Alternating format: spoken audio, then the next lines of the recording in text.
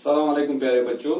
आज का जो टॉपिक है स्क्वायर एंड स्क्वायर रूट्स का, वो हम वहीं से स्टार्ट करेंगे जहां से हमने लेक्चर नंबर 1 लेफ्ट ऑफ किया था।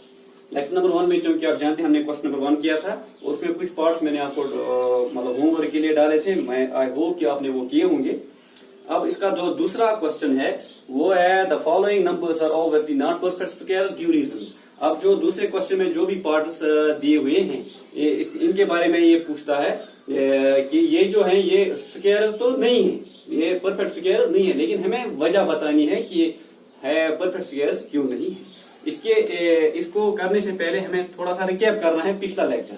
उसमें हमने देखा था 1 का जब हमने स्क्वायर निकाला था तो 1 आया था। इसी तरह से 2 का जो स्क्वायर निकाला था तो 4 आया था। 2 2 4, सिमिलरली 3 3 9, 4 4 16, 5 5 25, 6 6 36, 7 7 49, 8 8 64, 9 9 81 और 10 10 100।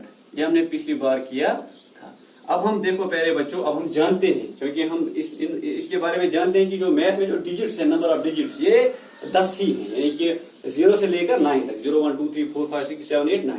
इसके बाद जो भी डिजिट है, नंबर्स तो बहुत आते हैं, नंबर्स क्योंकि हम जानते हैं काउंटलेस हैं, लेकिन नंबर्स जो भी आएंगे इसके बाद वो इन्हीं को इधर उधर एडजस्ट करके नंबर्स आएंगे। फिर उसके बाद क्योंकि 11 है, इसमें 1 और 1 आएगा, फिर 12 है, 1 और 2 आएगा। हम मानते हैं 324 है, इसमें 3 2 और 4 इनके डिजिट्स ही होंगे और कोई एक्स्ट्रा डिजिट नहीं होगा। इसका मतलब ये है कि जो यहाँ से नंबर्स का स्क्वायर, नंबर्स की जब स्क्वायर निकालते हैं इन डिजिट्स में से, जो यहाँ पे स्क्वायर के यूनिट प्लेस वाले डिजिट आते हैं वही हर एक नंबर के आएंगे, यानी इसी एक बात से।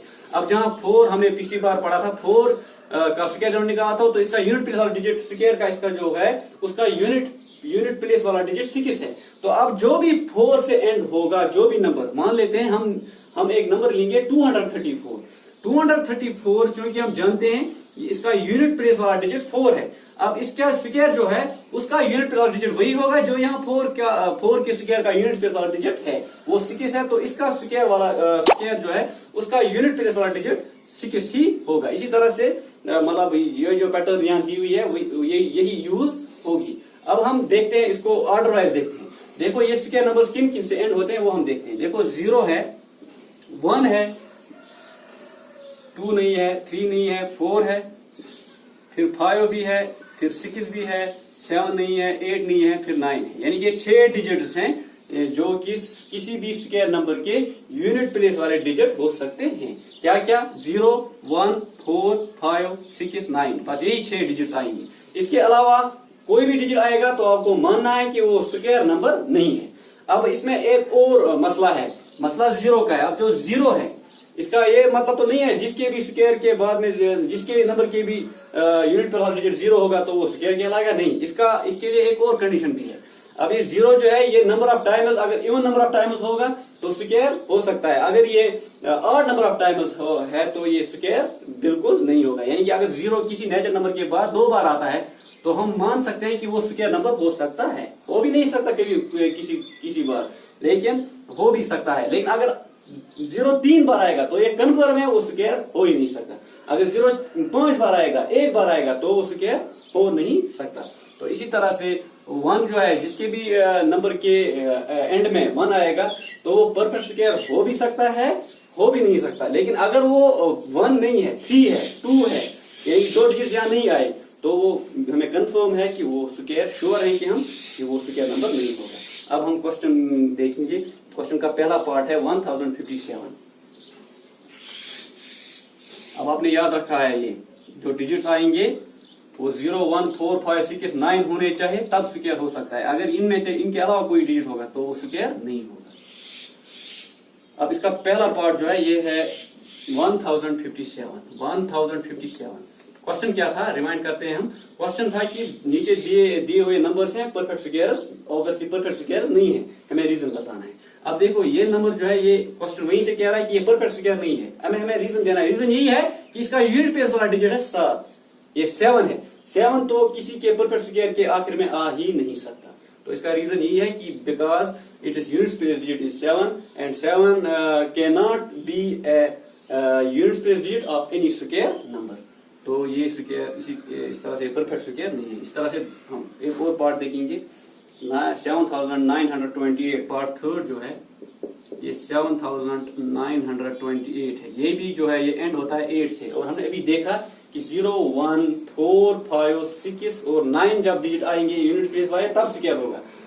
अगर इनमें से कोई डिजिट नहीं आएगा तो ये स्क्वायर नहीं कहलाएगा। यही मामला यहाँ है। यहाँ 8 है जो कि इन डिजिट में से नहीं है, तो ये नंबर स्क्वायर नहीं कहलाएगा। ये नंबर स्क्वायर परफेक्ट स्क्वायर हो ही नहीं सकता। अब हम 0 का एक पार्ट करेंगे। 0 में से हम देखेंगे 2,22,000 एक पार्ट है, पार्ट 7 2,22,000। अब ये क्यों परफेक्ट स्क्वायर नहीं है? क्योंकि ये तो एंड होता है 0 से, ये हो भी सकता था परफेक्ट स्क्वायर नहीं। क्योंकि मैंने अभी आपको बताया, क्योंकि इसके बाद जो एंड में जो नंबर ऑफ जीरो आते हैं वो 3 बार आते हैं, यानी कि 8 टाइम्स आते हैं, तो ये परफेक्ट स्क्वायर नहीं होगा। इसका रीजन ये है क्योंकि इसके जो एंड में जीरोस हैं वो 8 नंबर ऑफ टाइम्स हैं। तो अगर ये 4 बार आते, 2 बार आते, 6 बार आए तो हम कह सकते थे कि ये स्क्वायर हो सकता है, लेकिन इसमें 3 बार आए हैं, या वो 1 बार आएगा या 5 बार आएंगे तो वो स्क्वायर नहीं कहलाएगा। इस तरह से आप जो इसके कुछ और पार्ट्स हैं वो आप खुद ही करेंगे, ज्यादा मुश्किल मामला नहीं है। अब हम क्वेश्चन नंबर 3 करेंगे। क्वेश्चन नंबर 3 जो है ये हमें पूछता है the squares of which of the following would be odd numbers. अब इसमें से एक ही रूल अप्लाई होगा, आसान, बिल्कुल आसान है ये।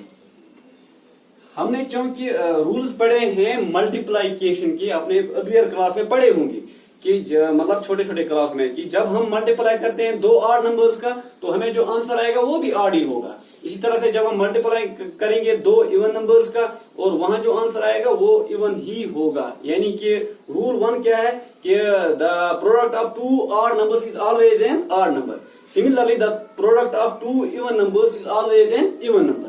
अब हमें इस हिसाब से यहाँ यही समझ आता है कि जो भी नंबर ऑड होगा तो उसका स्क्वायर भी ऑड ही होगा, क्योंकि ऑड नंबर को ऑड से हमें मल्टीप्लाई करना है। स्क्वायर क्योंकि हम इसको इटसेल्फ मल्टीप्लाई करते हैं, तो ऑड को जब ऑड से मल्टीप्लाई करेंगे तो ऑड नंबर ही आएगा। इसका मतलब है स्क्वायर कोई भी नंबर अगर ऑड नंबर है तो उसका परफेक्ट स्क्वायर भी ऑड ही होगा। इसी तरह से अगर कोई नंबर इवन है तो उसका परफेक्ट स्क्वायर भी इवन ही होगा। अब ये बिल्कुल आसान क्वेश्चन है।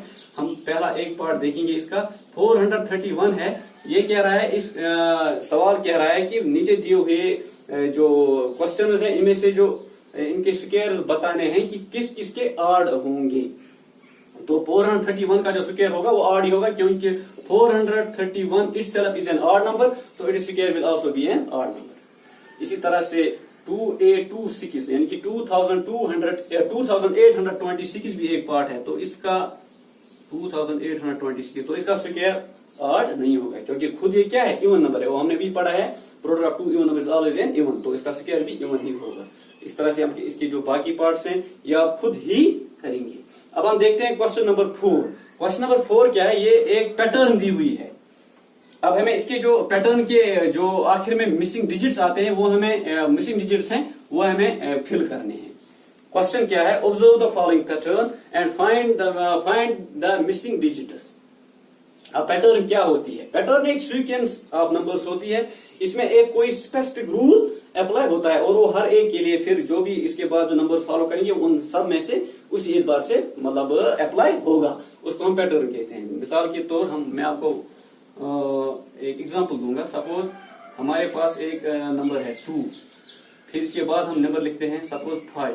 हमने यहाँ 3 मतलब इसको ऐड किए। अगर हम फिर 3 ऐड करेंगे, या अगर हम अब 5 ऐड करेंगे, फिर 7 ऐड करेंगे, फिर 9 ऐड करेंगे, या 3 3 3 3 3 एक ही बार ऐड करेंगे, तो ये नंबर सीरीज जो आएगी ये पैटर्न आएगी 2 5। इसके बाद अगर हम 3 और ऐड करेंगे 8 बनाएंगे, फिर 8 + 3 11, फिर 11 + 3 14। तो ये सेट ऑफ नंबर जो है ये पैटर्न कहलाती है, या इसको हम सीरीज भी बोलते हैं।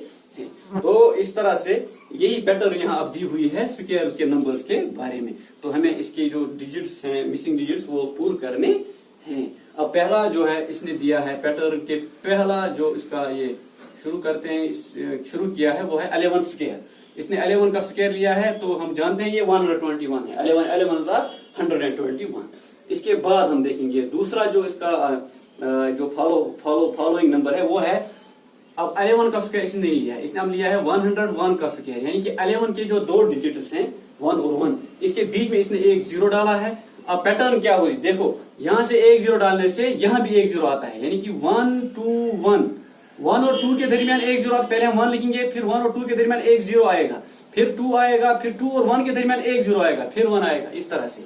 यानी कि 11 का स्क्वायर 121 था, 101 का स्क्वायर इसने लिखा है 10,201। अब इसके बाद ये 101 को बनाता है 1001, तो यहां भी आएंगे आप दो दो जीरो, यानी कि 1 के बाद 2 जीरो आएंगे, फिर 2 आएगा, फिर 2 जीरो आएंगे, फिर 1 आएगा।